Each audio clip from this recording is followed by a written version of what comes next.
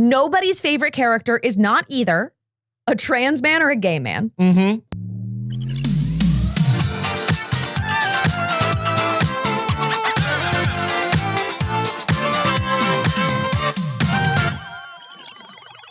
Hello, good morning. Oh, good morning, BBs. It's too early. It sure is. Welcome to the first, best, and only morning show in existence. I'm Anthony Carboni. And I'm Saige Ryan. And we're sans Alex. We are. We have no Alex. We're all alone. We don't know how to do anything.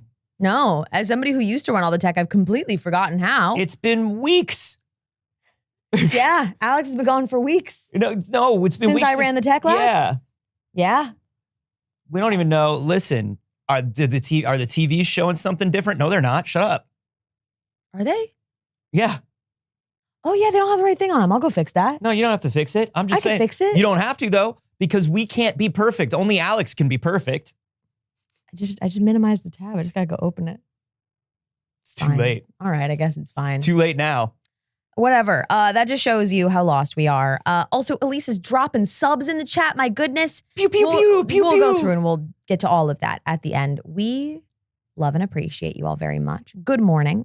Thank you for spending it with us so far. Anthony, I want to catch you up on a little bit of TikTok drama. Okay, we've got that, and I'm looking forward to it. We've also got some Final Fantasy stuff coming up. We've got some we have Kai Cenat news, which Unbelievable. hey, Phantom Tax, I guess. I don't know. Yeah, probably. I don't know. We're also going to talk about that Horizon TV show, which is no longer a Horizon TV show. Well, it's still Horizon, but not TV show. And honestly, the most important thing to me, Peanut Butter the dog has returned. Yeah.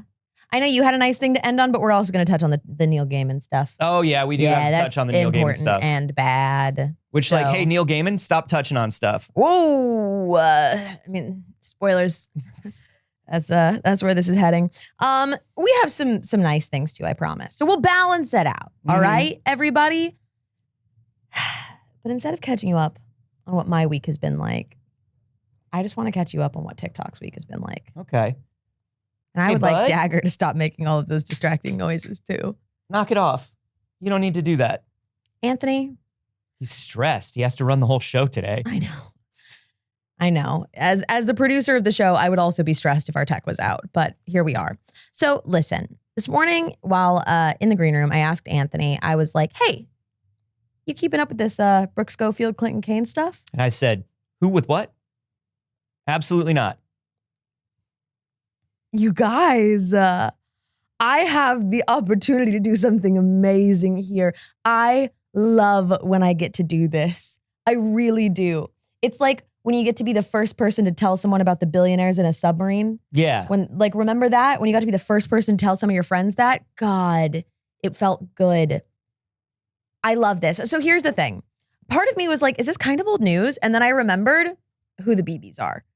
And for the most part, a lot of our BBs do not stay up on what's going on TikTok. And we don't talk about a lot of TikTok drama. Well, it's not just TikTok. It's the particular sphere of people that you're talking about is not a particularly BB-centric. It's not, but they're huge. They're huge. It is so big. They're huge, but it's not like there's a name that's connected to all this that will make you go, oh, and it's Tana Mongeau. Yes. So Brooke Schofield hosts the Canceled podcast with Tana Mongeau. Okay. Is she the one? She's not the one that looks exactly like Tana that Tana's always hanging out with, right? Kind of. Yeah. She's like brunette Tana. Brunette Tana. Okay. No, there's another blonde Tana. Okay. That Tana's always hanging out with. Yes. Okay. People recognize Tana. We've gotten this far. Yeah. Brooke Schofield has become TikTok's it girl. Oh, honestly, since Canceled took off. She is now everyone's favorite. Everybody's like, whatever to Tana, it's Brooke's show. Okay. I don't get any of that stuff. I get the Dropouts podcast for some reason. Okay. I don't know why. All right. I've never watched the Dropouts podcast. I have no idea who these people are. They keep showing up in my feed. Sure. But Canceled, I do know. Okay. So starting there, we'll show you just this image really quick. Okay. That's Brooke Schofield. Sure. Okay. But this isn't eyebrows just on point.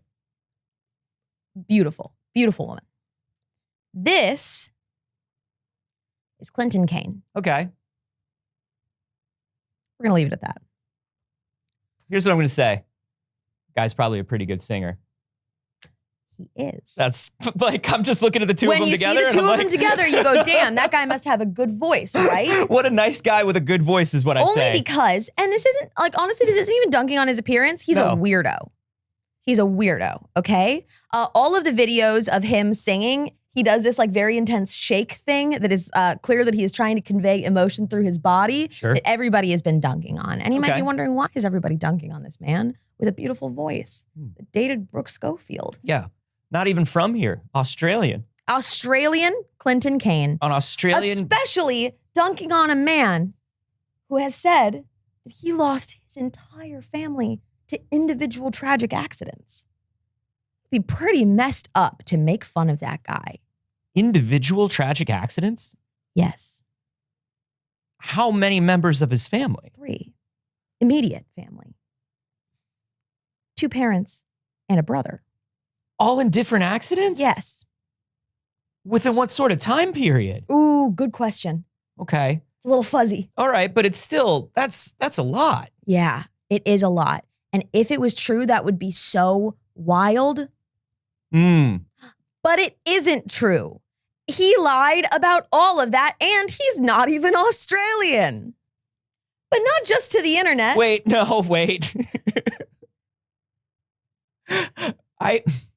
Can you please, can we pull up a video of this man speaking? Absolutely, we can. I just want to hear, because to say that you're Australian, that's huge. Yeah. Because pull up the genius interview with Clinton Kane. Okay. This is just going to be. Are we going to be able to hear his audio?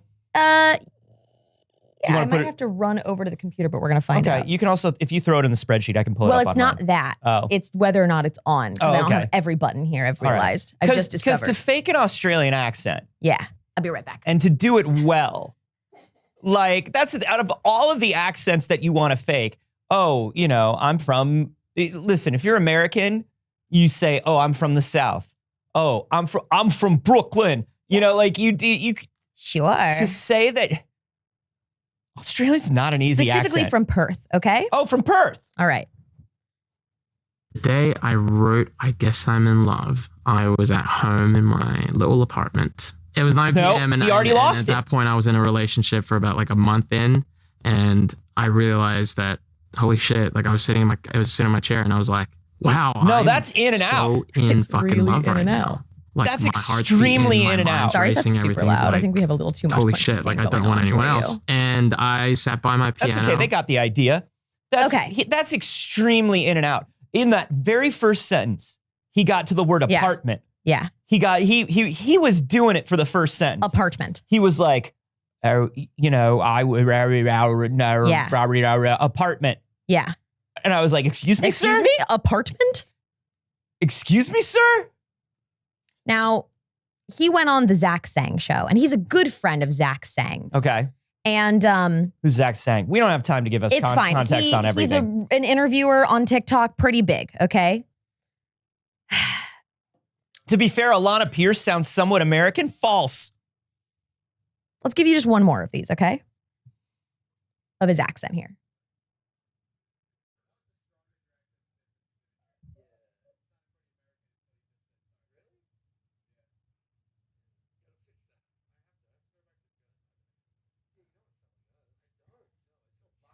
I'm sorry, you don't?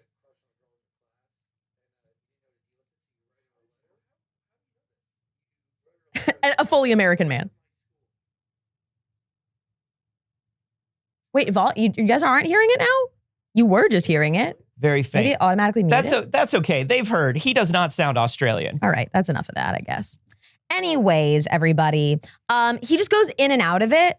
He goes really heavily into the like, I'm catching that, I'm losing it, and then goes, mate, comes back in. Yeah. All in all, though, based on watching people review these videos, they're like, it's a pretty good Australian accent. When he's doing it, yes. When he's doing it, they're like, it sounds better than most people. But there have been multiple people that have been doing like man on the street interviews in Australia, walking around and being like, where do you think this guy is from? And just playing clips of him talking. And people have been like, America, America, America. Yeah. There have been a few people that are like, maybe he lives in Australia now, but he's definitely from America. Yeah. Everybody in Australia said so. And also they pointed out that he uses a lot of like overly cliched Australian phrases, stuff like that. For our Australian BBs. He keeps saying that a dingo ate his baby. Yeah. He keeps saying things are bonzer. Yeah. He did like a thing like on the Barbie, like 100% serious. Yeah. And people were like, Nobody's ever don't said say that. We don't actually say that. He kept saying, that's not a knife. This is a knife. Yeah. That sort of thing. So for the BBs that are actually Australian, I would love it. In addition to what we played here, listen to some videos. Please tell us what you think. That's right. So, Imp on my head's like, that's right, Imp on my head. He keeps asking for a Foster's and a bloomin' onion. yeah. Right. He's like, oi, I gotta go outside and up the meter on me boomerang. Yeah. Is what he says. Yeah. He keeps talking about the thunder down under. That's right. But he says it completely normally. Yeah. He's like, you aren't ready for the thunder from down under. Yeah. And you're like, hold up. Hold on. Okay. So this guy was, I guess, fooling the public for a long time. Been fooling the public, writes these incredibly emotional like love songs and heartbreak songs. That's kind of what he's known for. A little bit of an Ed Sheeran type, honestly. Sure. But if you found out that Ed Sheeran had faked the death of his entire family. Sure. So like he's doing this. And wasn't British. He's doing this publicly, but like the people in his life know that he's not Australian, also right? Also doing it privately. So recently. Now, Brooke Schofield has said some things on the podcast at times of being like, I was completely played by this guy. Like, I don't mess. You know what I mean? Has like definitely disavowed Clinton Kane on the internet. Now, they were in a relationship? They were in a relationship. Very briefly, 3 months. So much so that we have to do this? Oh, yeah. So Clinton Kane makes the first big fire. Takes the first big shot, okay? Somebody who is... And it killed his mom.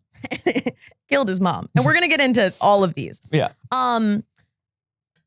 He posts something promoting his new song that says like, when you've been over the relationship for 2 years, but she won't stop yapping.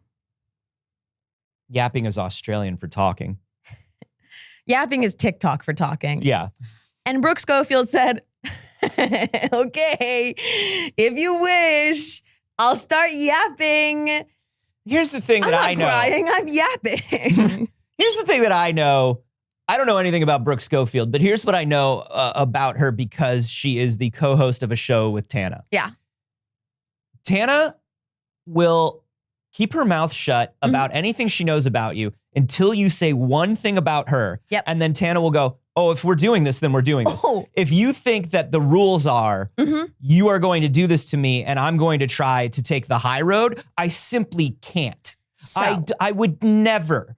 The high road is not important. No. What's important is that you're a fool. And you will know it. And you're going to know that you're a fool. So an 11-part series that did develop into a 14-part series.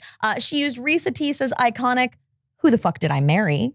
As the introduction to it, breaking down the entire timeline of their relationship and how she found out that he was cheating on her, had faked the death of his entire family, and was not Australian. Which one was she the most mad about?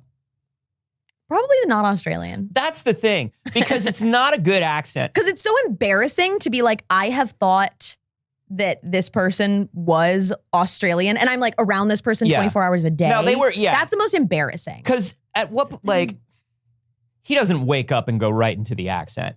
That's the thing, is nobody like when they first wake up knows exactly where they are. There are full clips of him completely dropping it for like a minute.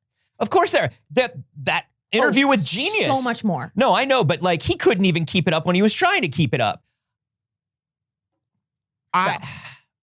In this series, she breaks down how they met. They met at a show. He invited her and Tana out. They hit it off. He's immediately like, take off out of town with me.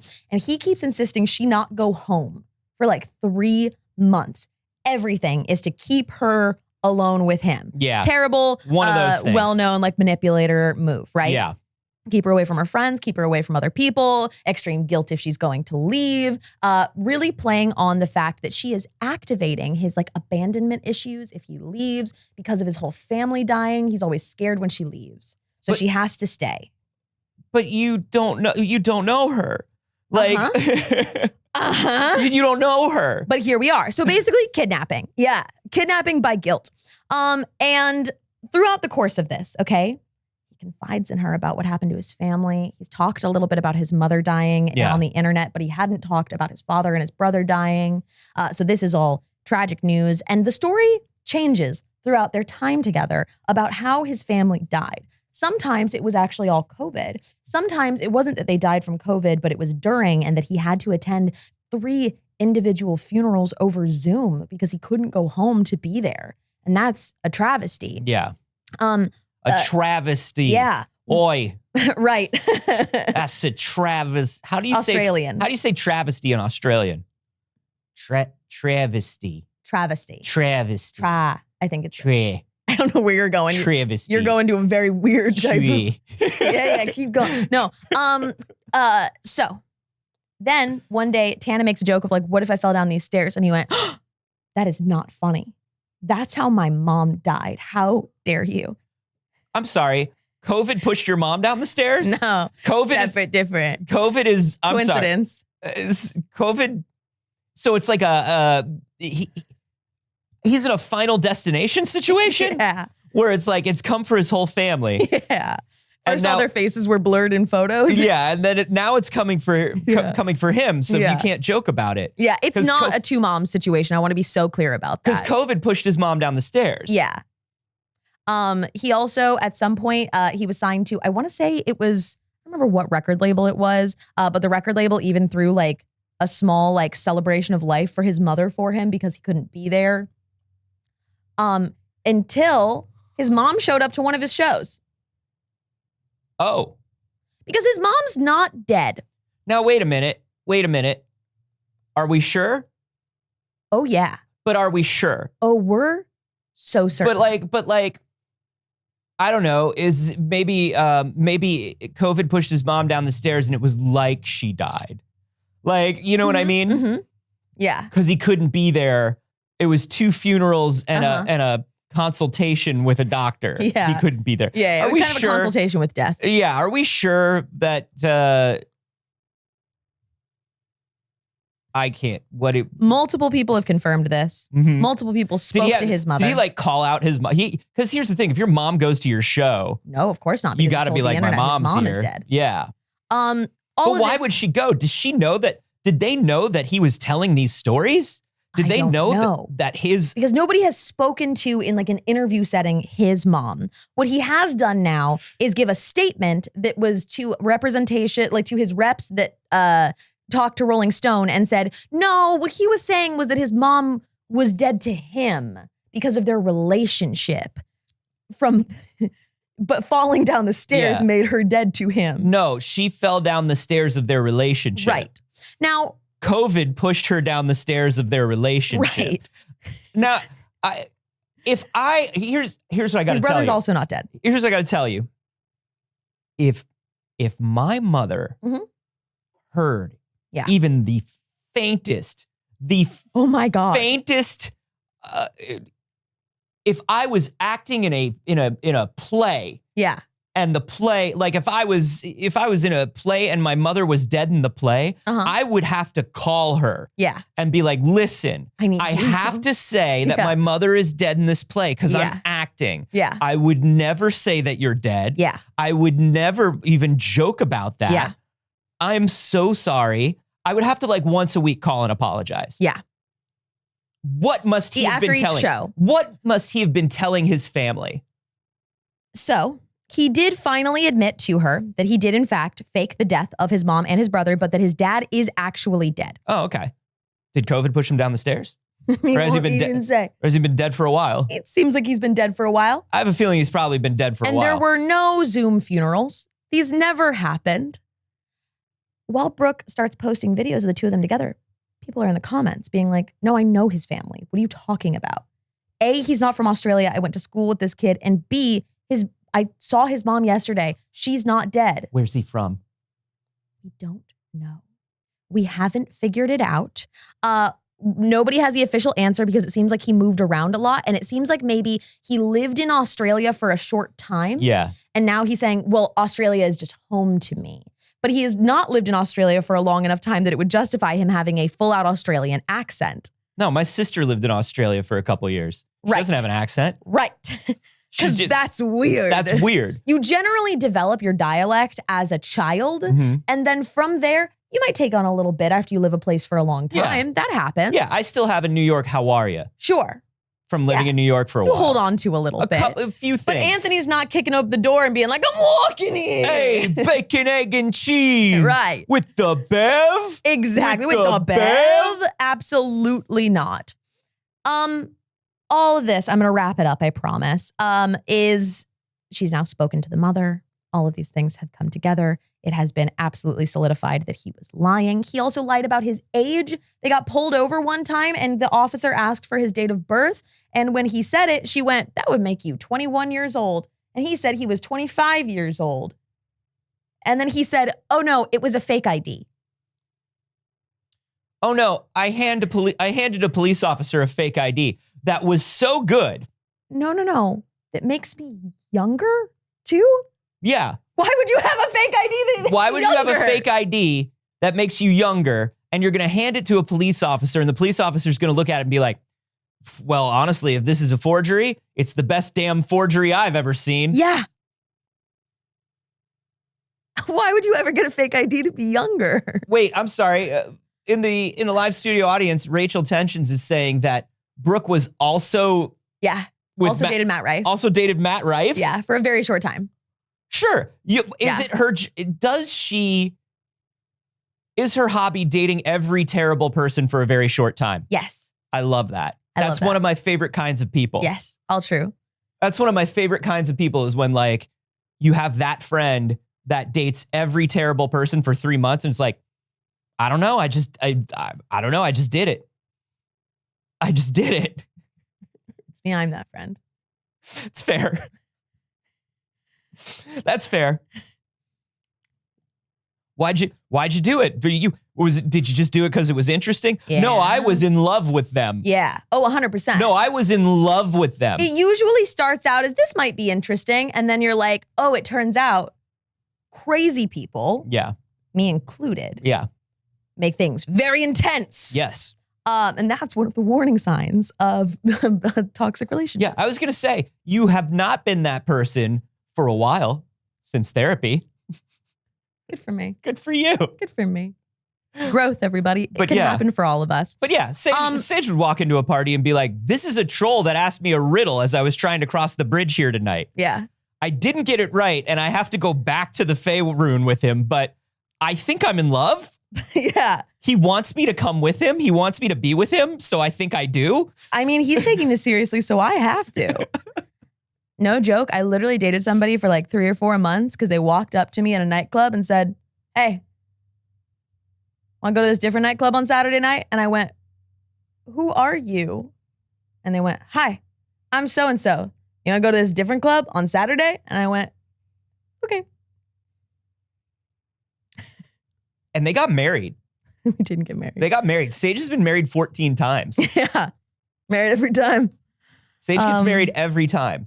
Anyways, that's pretty much the catch up on the Brooke Schofield and Clinton Kane of it all. It is extreme chaos. The clapbacks from Brooke have been choice, fantastic. She's also very notable for the video that she put out a few months ago, which was everyone told me that if I only dated based on looks, I would keep dating guys that were going to treat me like shit. And then I dated ugly guys and they were still mean to me. So at least if someone's going to be mean to me, they're going to be hot. That was about Clinton Kane. Fair, and I then guess. she also posted a video with his song that he was using her to promote and was like, please guys, you know what? This is all behind us. Really, you should go and stream the song. He needs it. All of the money is going to his mother. Standing there to his song on TikTok. Okay. So right. it's been a fun little clapback. It's been a pretty good time.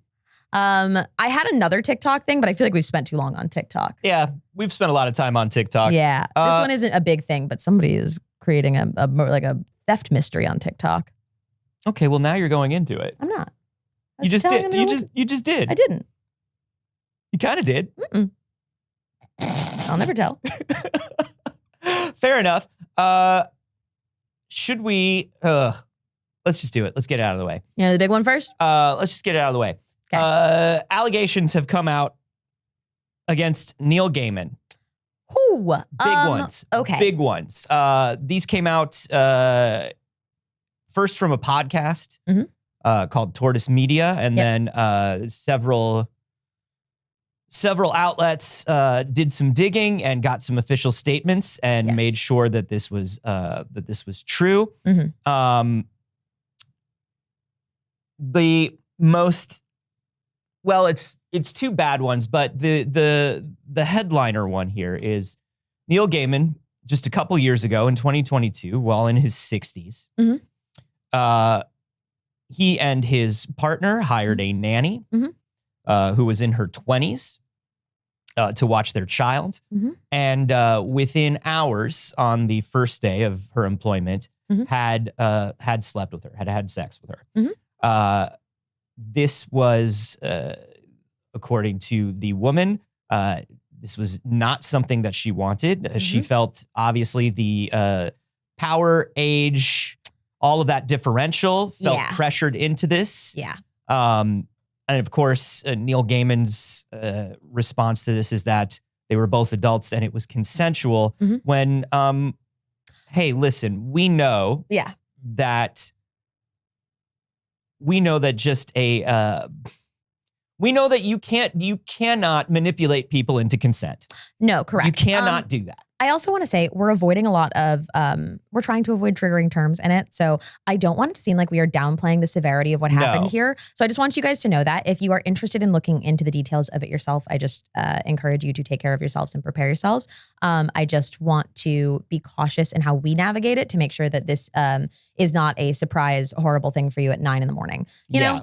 So with that in mind, just take care of yourselves, everybody. And if you want to skip through this bit, you absolutely can. And we encourage you to do so if it's making you uncomfortable. Yeah, we're talking around a lot of stuff, both because of sensitivity and legality, but we do want you to know that we're taking this just as seriously as everybody else. The previous one, the previous incident was one from a few years back. I want to say it was, like 10, 15 years ago, and the woman is coming forward now. Yeah, that was 2005. 2005. Which was also... They're pretty brutal. They're pretty brutal. And this podcast is a podcast literally about the allegations against Neil Gaiman. Yes. This is an entire series of the allegations against Neil Gaiman. Yes. This is some reporting that has taken some time and goes back through an unfortunate history. And here's the thing. I was talking about this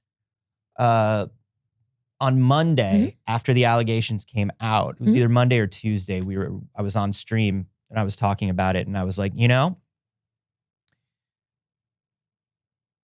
publicly even, Neil Gaiman has always been a little like messy horny on Maine in a way where it's like he even publicly has fawned over like young women. Yeah, both of these victims involved were very young. In like a muse sort of way. In like, he would find some woman that he was like obsessed, some current woman that he was obsessed with on the internet. Yes. And post a lot publicly about her. Sometimes he married him. And so like, I'm not doing one of those things where it's like, we always knew, because we didn't. This is crushing. Right. Because for a lot of people, obviously, Neil Gaiman has been a very influential voice in their life. Absolutely. A champion of creativity and a champion of art and, all this sort of thing. But always like, we give the people who do that, I feel like, a little bit of license to be skeezier than other people. Yeah. And I don't know why we do that. Right. I don't know why we do that. I don't either. I think that people are having a really hard time with this one. I think people have a hard time. I remember this when it comes out from figures that have been kind of like attached to their life for too long. It's almost like it is too late for people to adjust their opinion of someone, that they just kind of find the way to like deny or shut out, or to be like, I have to have known all along. You know what I mean? Like they have to kind of pick one side of it. And it's kind of the thing that we navigate when talking about things, even like, oh, hey, the Harry Potter franchise, which is, it's okay that you didn't know. Yes. And when you know, then you get to act on that information, right? So like, it's okay if you've been a Neil Gaiman fan and you didn't know. You have not done something wrong, right? You're not in trouble. Yeah. From here, you get to decide what you do with that information, and do not shut yourself out of like, well, I'm already in, or anything. No, that's listen, you should always be thinking, questioning, learning, right? Yes. In every area of your life. And to shut that off specifically because something is unpleasant or there's an unpleasant truth. Yes. If you do that, you shut yourself off from thinking, learning, and growing in all areas of your life. And honestly, like we keep saying, simply read another book. Yeah. I have noticed though, in my life over the last decade, I have a tendency where like, if I like a thing, I do not, and I used to be the sort of person who would like, if I like something, if I like a movie, I want to watch the BTS. I want to read about the production. I want to like watch all the interviews with the actors. Yes. And I've noticed over the last 10 years, I've very much become not that person where if I like something, I simply go, cool, I like this. And I learn nothing about it because I am terrified. Yeah. You know what I mean? I am terrified. And obviously the answer to this is like, yo, stop hiring terrible people. Yes. These are not sometimes people don't know, right? Sometimes these people keep their lives and the things that they do a secret and nobody knows. If we were to go, those things are rare though. Yes. If we were to go on statistical probability on how this has factored out for people that have committed such atrocities in this world, you might even say, stop giving men power. But I don't know.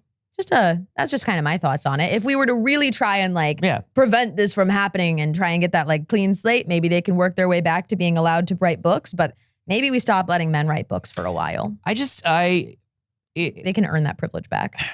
It really is a bummer when you learn every time we are reminded how entrenched these systems are and how entrenched these people become, and the sort of like, I don't know, because it's terrible all the way up and down. Yeah, they are all looking out for one another. Yeah. They are all minimizing each other's behavior because it's like, well, if I don't minimize his behavior, like, what does that mean about my behavior? Yep. There's a lot of that. So far, he denies both of the allegations, saying that everything was completely consensual. Not that it didn't happen, but that it was consensual, which you don't get to say that. Yeah. So that's all the time I think that we're going to spend on the Neil Gaiman allegations. Again, if you're interested in knowing more about it, you can look into that for yourself and just, take care of yourselves, navigate that carefully. I do want to, while we're talking about this, let's piggyback on it and go all the way through. The Horizon Zero Dawn TV series is no longer moving forward at Netflix. And you might be asking why. The answer is because of Steve Blackman, the showrunner of the Umbrella Academy, and somebody who had a $50 million development deal with Netflix. Yeah. Several writers and 12 staffers and an HR complaint obtained by Rolling Stone accused Steve Blackman of fostering a hostile workplace. The showrunner is accused of toxic, bullying, manipulative, and retaliatory behavior on the sets of his shows. Yep. So Netflix has decided to cancel their development deal with him. Yeah. Which means the Horizon show is no longer going forward. Now, naturally, he is saying that these claims are entirely untrue and completely absurd, which, how interesting. It's just like everybody's lying and I'm right. Yeah, they basically say everyone else is lying. Blackman is basically saying that their exit was budget issues and wanting a more experienced writer to replace the writers that were going to be on Horizon. But everybody is saying like, no, man, that's not. He pulled one of the classic garbage moves. This is a move that Dan Schneider famously pulled, which is he hired a female writing team and told them they had to split one salary. No way. Wow. He pulled the classic. What a copy and paste. That was like one of the big, like, provable things that Dan Schneider had done. Mm-hmm. He later offered them. Now, one of them was pregnant and in her third trimester. Wow. He later offered them actual positions in the writer's room. After they earned it by splitting a salary. Somebody pressured him into doing the right thing there. Yeah. Now, after accepting the job, the pregnant writer told Blackman that she'd have to be taking maternity leave a month in while her partner would continue working and she'd work as much as she could. Yeah. She returned it. She came back after her leave. Yeah. It was about like a month before her contract ended. And then the writer's room was extended another 10 weeks so the team could finish the season. Mm-hmm. Everyone had their contracts extended except for those two. Which is the definition of retaliatory behavior. So that's obviously a huge bummer. Mm-hmm. Not just for the upcoming projects, but The Umbrella Academy. According it's one of my to favorite shows.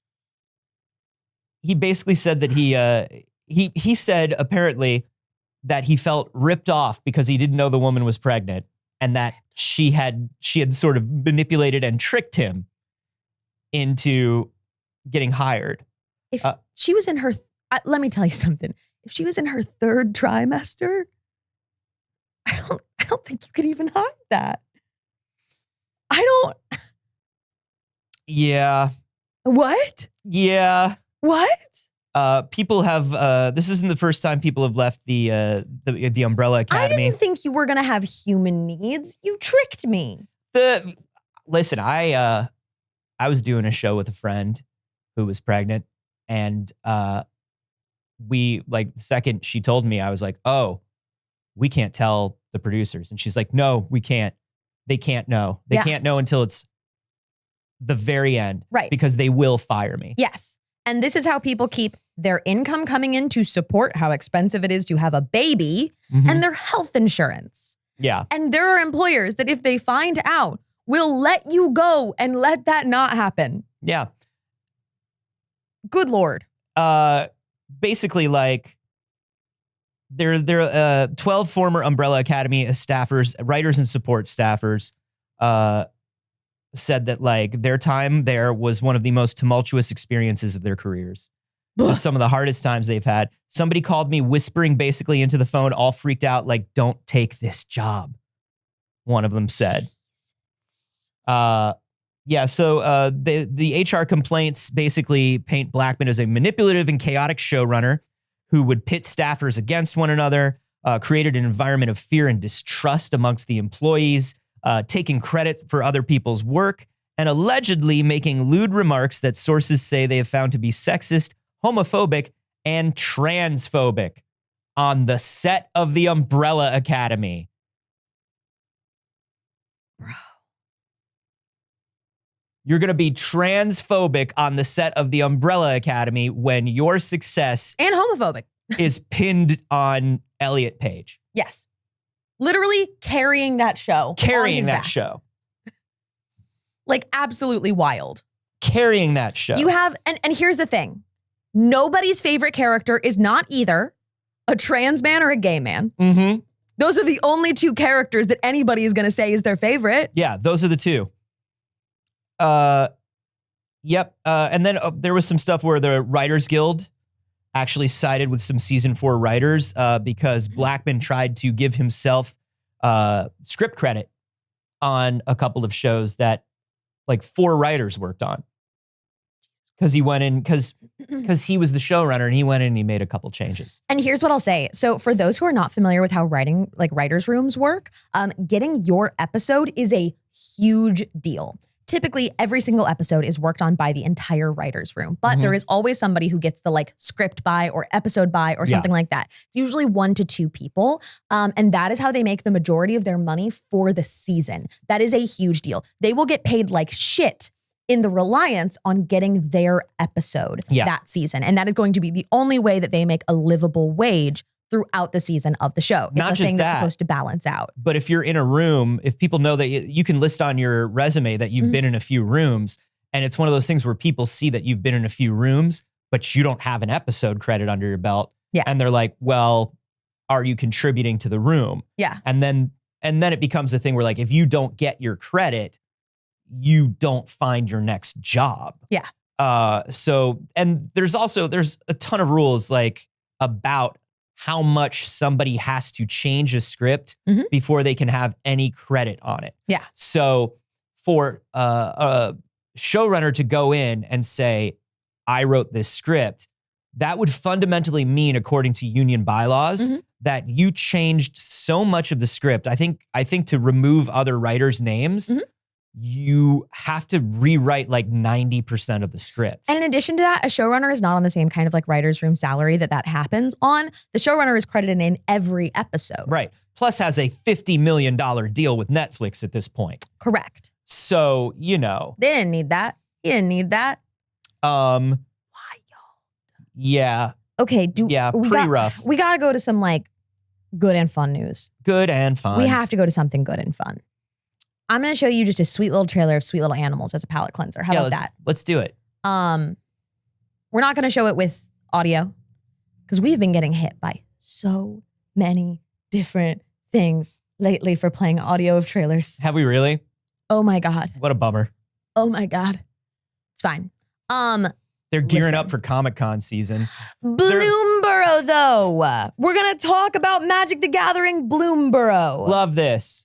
Is so freaking cute. They did a whole little like animated short. Oh, that's still showing the last thing. Why not update? Why not? I wonder why. Why won't you update? Why do you make me show Clinton Kane again? How about now? Still no. All right, pull it up on yours. Clinton Kane, Mine's just stopped working. the adorable Australian animated mouse. Kind of what he thinks. All right, let's see. Look at this, Bladis. Show these little friends. This is for Magic the Gathering Bloomborough. Hey, you like a red wall? We got you. Because if you like a red wall, we got you. Their cards are so beautiful. Tiny The Tails, art Big is Adventure. stunning. Everyone's so cute. Look at these little guys. Hey, do you like Failed Save the Pet Adventures? Yeah. Look at the hat on that frog. They're so cute. They're so unbelievabably cute. That's I can't very even adorable. handle it. That's it. They say the official debut is next Tuesday, July 9th. I want to see all of them. They're so adorable. Oh my goodness. Rachel Tension said, oh my God, it looks like the animator who did Secret of Nymph / Thumbelina. That's Don Bluth. I actually don't know who the artist is on this. It isn't credited in this exact image, but I will try to do a little research. I mean, it's definitely not This Don is Bluth. Usually but, something. I know. I was just going to say who it was, in fact. Yeah. But definitely, you like your Secrets of Nim, you like your red walls, you like your mouse guards. Yeah. They got you. Are usually pretty good about crediting their artists, and usually we have Alex to look things up for us. Yeah. So, very cute. Anyways. Very cute. I'm looking forward to that. That was it. That was just a little palate cleanser. Please enjoy one cute thing. Just one cute thing. What else you want? What else you want to talk about? Let's talk about the fireworks. Oh my God. All right. Have you watched this video? I have. Yesterday was the 4th of July. 4th of July. Great. Let me tell you something. You want to talk about a great week in history to be celebrating America? Boy, oh boy, what a week it's been. This is Kai Cenat and MrBeast streaming together. Finally, Jimothy Beast and Kai Cenat, the two biggest powerhouses of their respective platforms, together as one. Basically, the deal is Jimothy. I am ignoring it. I was ignoring it until you said ignore it. So you got to stop saying that. You got to let me continue. I know, but I can hear you. And I can hear you loudly. If you've never, a couple people in the live studio audience saying they've never heard of Kai Cenat before. If you're not like a huge Twitch person, that makes sense. But Kai Cenat is the biggest streamer on the platform. He is the MrBeast of Twitch. He's the guy. And so the two guys were together to be the guys. And what were they going to do? They were going to give away $310,000, 31 ways amongst viewers. And as far as I know, they did. That's not what this story is about. What this story is about, though, is they were sitting in front of just a gigantic pile of fireworks. Just an insanely huge pile of fireworks the entire time. Chekhov's fireworks, really. You can see here. I think I can do this now. We're going to see. You can see here how many fireworks they are sitting in front of in Kai Cenat's room. Did the entire stream from there. And then this happens at the end of the stream. It is a incredibly clearly planned fight that breaks out between them. Another person comes in. Yeah, you can skip ahead. It's a one of his clip. friends comes in and they pretend to get into a fight and then accidentally light one of the fireworks. Like the guy intentionally does it, like his friend that comes in, like, screw you guys. To which this happens. All the fireworks go off and then the stream ends. Obviously, this is planned. Yeah. A lot of people were pointing out that like if you watch Kai's streams, this is a very good recreation of his streaming room. Oh. But there's a window that's normally on the right-hand wall that's missing that they did not, and nobody noticed because it's kind of like if you didn't know to look for it or they didn't draw your attention to it, you probably wouldn't have noticed. But they did, listen, they pretended that there was an explosion that burnt down a house that destroyed the tech that potentially hurt people. I'm so confused why they're allowed to do that. The thing about a prank like this, it's just a prank, bro. The thing about a prank like this is it does require you to come back immediately afterwards and be like, gotcha.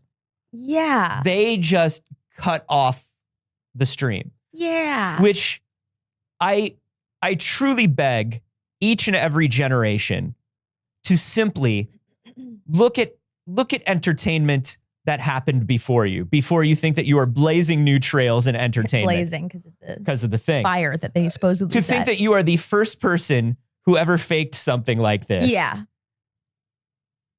And to simply not look into what you should do. So Ring in the live studio audience said, wouldn't that be arson? Yeah, if you like did something stupid and intentionally burned down a house, it would. Rachel Tensions said, I think they're too big to do that. So many kids are going to do that now. So that's the thing for me, is that these people have child audiences. These people have primarily kid audiences. Yeah, and I don't believe that any kid is going to go out. Here's what I believe, okay? I don't believe any kid is going to go out and be like, no, I'm going to light off a bunch of stuff because it's funny. I do believe that a kid is going to say, I'm going to do this. I'm going to recreate this prank, and I am smart enough to do it, and I am able to do it because I saw like Kai do it. Yeah. And I can do it because all kids think that they're smart enough and that they're adults, right? Yeah. I don't think that there's any kid that's just going to be like, wee, but I do believe that they will try to recreate this behavior thinking that they're being safe when they do not know how to be safe. I think that it's like, oh, well, they were fine. Yeah, exactly. Oh, they were fine. You know? I will say the Tide Pods thing people are referencing in chat, the Tide Pods thing was actually a little overhyped. Not that many kids were actually eating Tide Pods. No. It turned out that was mostly like a weird adult panic. It was a little bit of a, somebody's going to give your kids drugs on Halloween. Right, a razor blade in the candy. Yeah. That was like, I'm sure a kid did eat one. And the entire world ran with that. But mostly what I was seeing during the Tide Pod thing was a bunch of people goofing about it. Right. But the other thing that's tricky about this is, number one, this is like we're saying, the most watched person on Twitch. Yes. And the most watched person on YouTube together. And of course, neither one of them, they both have a very long list of, oh, we just didn't think about the consequences. we just didn't think about the consequences all the way to the bank a million times, right? Kai Cenat, of course, got publicly arrested for disturbing the peace because he went out into public and basically incited a riot over PS5s. Right. Like he just had PS5s and he was throwing them out and people were like crowding. He had no permits to like have a huge crowd to do a production in public. Just was like, wouldn't it be funny if I got 1 billion people to crowd around and fight over a PS5 in public? Because the thing is, at the end of the day, when you are dealing with the absurdly rich, which you have to remember these people are, the only consequences that they face for something like this is usually a fine. And a financial consequence is only a consequence for the poor. Yeah. They will make so much more money on one video than they will pay in a fine. It is endlessly worth it for them. And there is absolutely no like de-incentivizing. No, and with a financial penalty. They get themselves into a cycle where, and at least James Beasterton is at least mildly aware of this cycle where he's like, everything I do has to be bigger. Everything I do has to get more attention. Because that's the only way that I grow. Once again, you don't need to grow. You're fine. You're good. You're good, my guy. Okay. But that's basically in the attention economy. That's the line go up. That is the line go up. If my next stunt doesn't get me more viewers than the last stunt and doesn't get me more press than the last I will stunt, shrivel away and disappear like Tinkerbell. I simply, nobody is clapping their hands. What will happen to me? I need attention to live. But I think some of the, and this is far out there, but when I think of some of the far-ranging things that could have happened with this, I mean, Kai is not a stranger to having the police called on him, to having the SWAT called, like to having his stream swatted. Yeah. His address is not the biggest secret in the world. I would not be surprised if there were a few people that saw that and wanted to call the fire department, wanted to call people to help, which of course wastes their time and money. Yeah. And let me tell you something. In LA County, we got 3 firemen for 87,000 forest fires. Right. Like, don't waste firemen's time. Do waste police officers' time. Waste police time. Absolutely waste police officers' time. Don't waste police's time by calling them to somebody's home. Right. That just endangers the person. Right.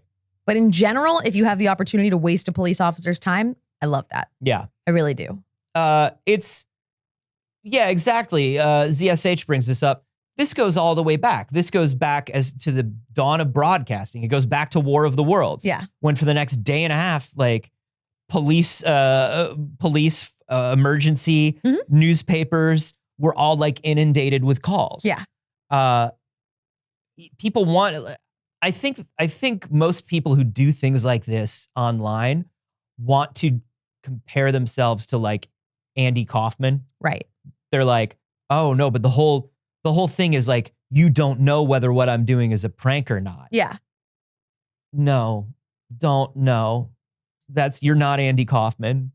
And also, the more Andy Kaufman did stuff like that, the worse off he was and the worse off the people in his life were. Yeah. That's the point of Andy Kaufman.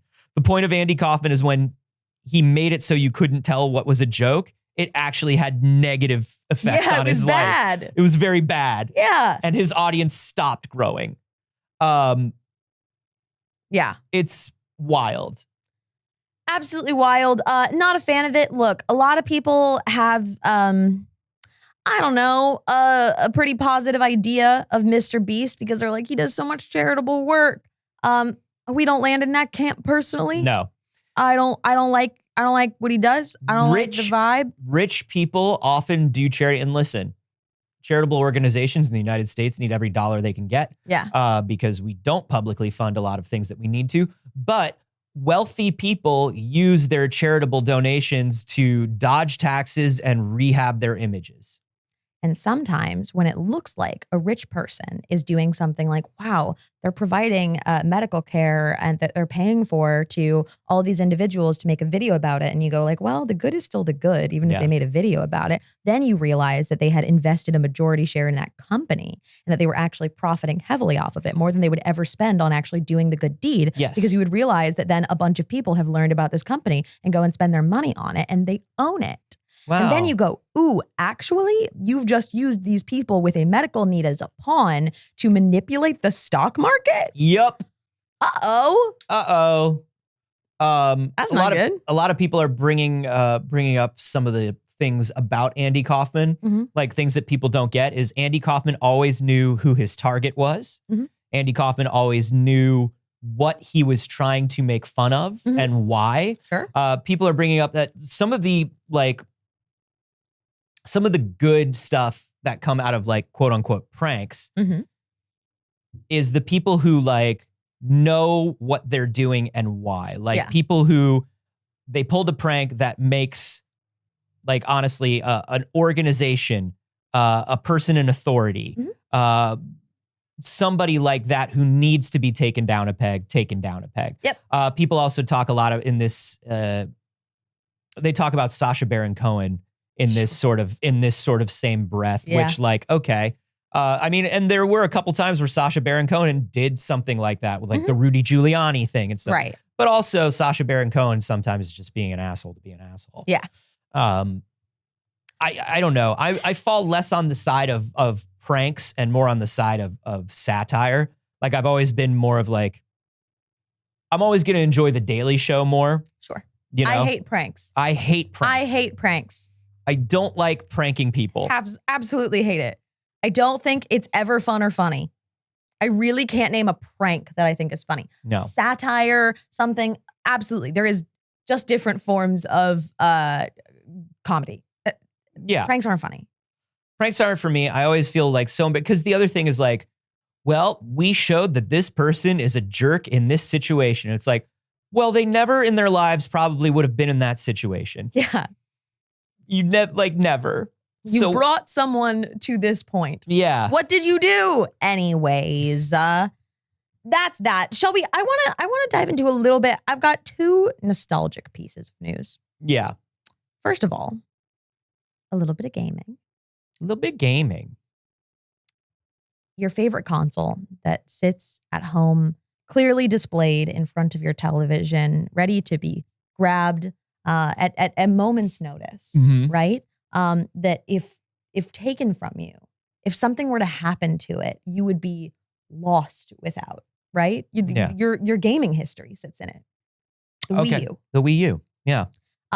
Is no longer being serviced by Nintendo. And you might think, those greedy bastards.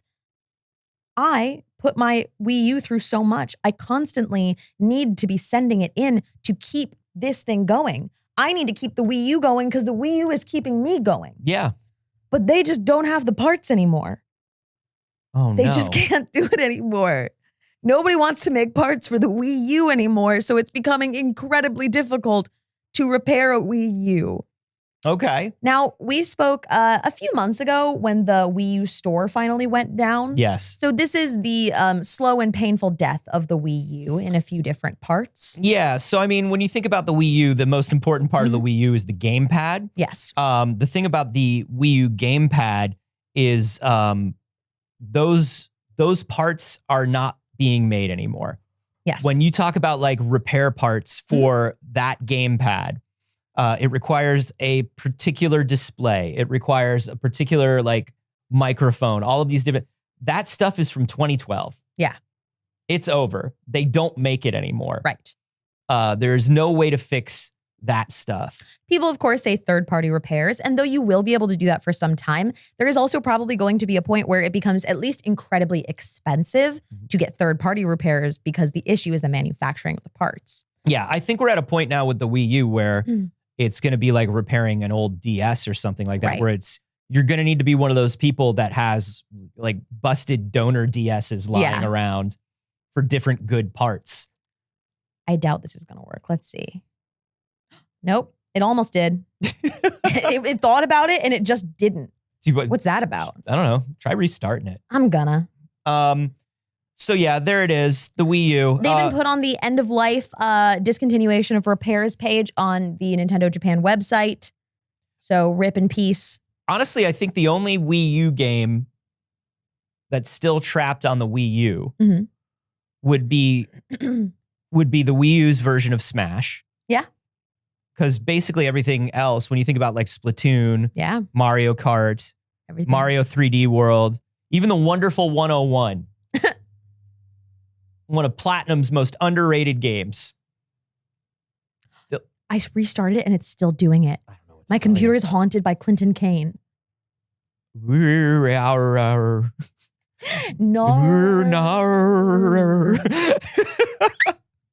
Maybe a Zelda or two. I'm pretty sure all of the Zeldas from the Wii U either, were cross-platform or already got ported. The only one that you can't get is Wind Waker HD. That is unique to the Wii U. Okay. But I have a feeling But there's Wind Waker. You know what I mean? So I have it's a feeling Switch 2 will have the update of Wind Waker. Yeah. I think it will. Because they think put the Twilight Princess update on the Switch. Yeah. So rip in peace to the Nintendo Wii U. But out of death, Saige. Rebirth. When God pushes a mom down the stairs. Okay. Like Clinton Kane. This isn't the second piece of nostalgia news. Oh, what are we doing? Oh, sorry. Yeah, let's do second piece of nostalgia you news. started. No, okay. What is this? What is this? Final Fantasy 14. Okay. Dawn Trail has risen like a phoenix, Saige. Dawn Trail has the highest number of players that Final Fantasy 14 has had in the last decade. Awesome. In the last decade, Dawn Trail has brought more people to Final Fantasy 14 than ever. Are you still on it? I don't have time. But I saw the wistful look in your eyes, though. You wish you were still on it. I really wish I was. You wish you were still there. I really wish I was playing Dawn Trail right now. This is the highest number of players that Final Fantasy 14 has had since A Realm Reborn. Wow. Which, of course, was the game that saved it, or the update that saved it from death. Yeah. So this is huge. That's for wild. them. Naoki Yoshida went on the Final Fantasy blog and said, I'd like to thank you all for your patience and cooperation in dealing with server congestion. With your support, we were able to reach a record number of concurrent users that we've not had since 2013. Wow. That's wild. Yeah, this is huge. Now, of course, the launch of Dawn Trail, as Yoshida was alluding to, not the smoothest. Yeah. Not the smoothest launch they've ever had. Long wait times. Getting booted off of servers, massive connection issues, sync issues, things like that. Seems like it's smoothed out now, but I don't know. I'm just hearing less people talking about it, so I assume everybody is quietly playing Final Fantasy again, Because if they can't be playing Final Fantasy 14, they're yelling on the internet about it, and fair, it should work. But if they're quiet, I assume it's because they're playing Final Fantasy 14, Sorry, of course. I was waiting for somebody to do it. Not the award-winning Heavensward with a free trial. Now it's the award-winning Dawn Trail. Yeah. Well, it hasn't won an award. It hasn't won an award, but it will. But it'll probably win some awards. It'll win an award. It'll win awards. So congratulations to everybody who loves Moogles. If you're a Moogle lover, that one's for you. Yeah. Somebody is bringing up that Final Fantasy 14 is expensive to play online and with expansions. Is it? They still charge a monthly, right? It's kind of expensive. Yeah. Because you also have to buy the game. Yeah. Look, they don't even give you the base game for free, do they? Base game's $40. I know. I think it's $40. It does go on sale. You can wait for a sale on the base game, but yeah. If I buy Dawn Trail, does it come with the base game? Do they have a package like that? They must.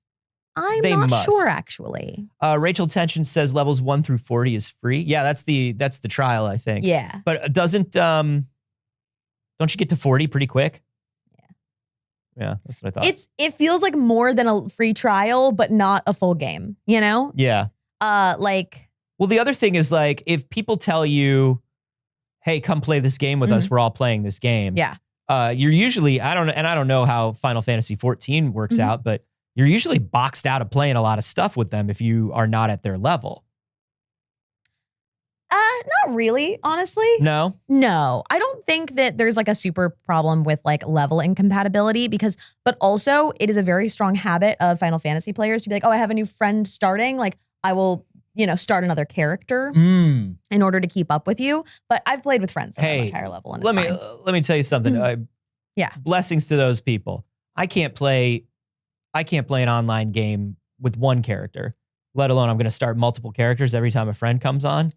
Sometimes. I can't do it. I can't live that life. I wish. I wish I could. I wish it was me. Same. It's not. I love Final Fantasy 14. I had so much fun when I was playing it. I dive back in every once in a while, and I never have the time to get where I want to in it. And then I get frustrated and I feel like I can't play because of it. Oh, I got so many friends right now playing the Destiny endgame, right? And I was talking to a friend of the show, Andrea Renee, about it yesterday because she's a huge Destiny person. Yeah. I simply fall off of Destiny every time I try to jump back on. And every time I come back, everybody's like 80 Gallarhorns ahead of me or something. And I'm just like, I don't know what to do. I don't know what to do about that. People are pulling out guns that are robots that I've never even seen before. Right. And I'm just like, oh no, what do I have to do to get that? And they're like, it's 40 levels away, my guy. Pew, pew, pew. You got a few months? It's going to take you a few months. I do not. Oh, that's a bummer. Anthony, I'm going to put a link directly in here for you because mine isn't working very well. Okay. Because I really do want everybody to hear this together. Raw recording audio of a very famous episode of SpongeBob has leaked. And look, I'm going to prepare everybody for a slight ruining of their childhood. It is absolutely Tom Kenny just like screaming and swearing in character as like a goof. Now, Tom Kenny has spoken for years about how this audio exists. Yeah. This has become legend in the lost media / SpongeBob community. Right. So there is another clip. This is not the first clip of the voice actors swearing from SpongeBob. No, that's been floating around. Previously, they had one. There's an entire episode of SpongeBob that is essentially bleeped as like a joke. But it's with like animal sounds. And the real audio from that has also come out. So this one, however, is from the episode Shanghai. This is the episode for those who are like exactly my age and exactly my level of odd child. The episode where they're abducted by the Flying Dutchman and they're forced to be crew members forever, but they annoy him out of it. Even I know that episode. It's the classic episode of you're good. Yeah. You're good. You're good. I put a directly time-stamped link in there for you. Let's listen to it together. Okay. Let's see. Let's make sure we can. Can we? Can we? Can we? I've got audio. It hurts so fucking much. You put through my head. Didn't even chew me. That would be funny. It's just little bits like that throughout the episode. There's a bunch of lines that also clearly were not like actually them like riffing, but things that did just get cut from it. Like there's a point where they say something of like, I tried to convince him. It's like Patrick, he's like, I tried to convince him, but my outfit wasn't skimpy enough. And like clearly just got cut from it of just things that they were trying that are super funny. It's fantastic. It is a hour and 15-minute long video, and it's like multiple takes of the whole episode because SpongeBob episodes are like 11 minutes long. So it's multiple takes of all of the like classic scenes of it too. There's just like a fun thing if you're just like a fan of the show, and it's very funny that he's just screaming, "Oh fuck, it hurts so fucking much." Yeah. When they're getting digested by the Flying Dutchman. This is this is something that people have been looking for years. Yeah. Because it's been rumored to be around, and like people have been mentioning like people who've worked on the show have mentioned this recording of this episode as like there was a session where we all got insane. Like and it makes sense that it's this episode. I love it. Like cartoon character actors, not just like animation VO people, but children's cartoon actors, the most filthy people. Yeah. Just the most filthy people. It's I imagine you're in the booth and you're recording all of this family-friendly dialogue for like hours and hours. And the funniest thing you can do at that moment is just say something filthy. Yeah. Here's what I appreciate about this. A lot of them are weird. Here's what I appreciate about this in particular. It doesn't ruin your childhood and they don't come across as like gross weirdos. Because there's people who are like, I don't know, I have a lot of disdain for the people who are like, I'm working like kind of gross things into children's media because I think it's funny. Yes. There is so much of that in like animation history where people are like, tee-hee, it's funny to put this sex joke in. Sure. Hate it, think it's disgusting. I think you're a pervert. Like, I don't think it's like, oh, this is funny for the adults. You're working it into children's media. I think like absolutely, genuinely deep down, you're a pervert. Yeah. This isn't that. It's just them like swearing and making jokes in character. It's great. So it lands in a good place for me. No, I think, I think it's very cute. And plus, the SpongeBob audience now they're all adults. Yeah. And everybody knows this cast from other things. And it's like, they like hearing like, oh no, you're in on the secret now with Fun, us. great, Yeah. adorable. Anthony, Saige, we don't have a lot of time left. is COVID going to push me down the stairs? That's what I'm going to tell people. Oh no, COVID did it. I feel like this would be a good Bro. last thing to talk about. How do you feel? Because we got other stuff in here, but we're going to have to save that for the Patreon, which, hey, if you're not a patron, you get bonus clips every week. Or do you Okay. have something you want to get to more? Well, we did bring it up, and he is a good boy. Sure. Tell him, Anthony. Peanut Butter the dog has returned to Games Done Quick. Games Done Quick is happening this week. Uh-huh. I love Games Done Quick. Yeah, it's great. I have watched so much Games Done Quick already. But Peanut Butter the dog has returned. If you are unfamiliar with Peanut Butter the dog a couple years ago did a speed run of Gyromite. Incredible. An incredible speed run of Gyromite from home at Summer Games Done Quick. Peanut Butter the dog got to go to Minneapolis to Games Done Quick. Oh. Peanut Butter the dog got to do this in front of the audience, in front of his fans. What a good boy deserves. And he played through Ken Griffey Jr.'s MLB. Okay. With a special controller, a special good boy controller that is basically like one button. You can see him doing it if you pull up my screen here. Will you pull up my screen here? Oh, yeah. Sorry, I forgot it's me. I was trying to post a picture of Dagger for them. Peanut Butter the dog has a special controller that looks like a baseball. And when he needs to bat or pitch, he hits the button. How is he so good? He's so good. Like in being a good boy and good at the video game. He's very good at the video game. And he did a great job live in front of everybody. Oh, what a good boy. He's so perfect. He's perfect. He's pitching. He's doing a great job. He's not the only perfect good boy. I put a picture of Dagger sleeping on the couch right here in our Discord already because he's also a perfect good boy that I bet could totally play video games. Oh, I bet he could too. I bet he'd be really good. Peanut Butter, for those who are wondering, he's 4 years old now. He's a Shiba Inu. A smart boy. Yes. A smart and capable boy. How do you even train a dog to do that?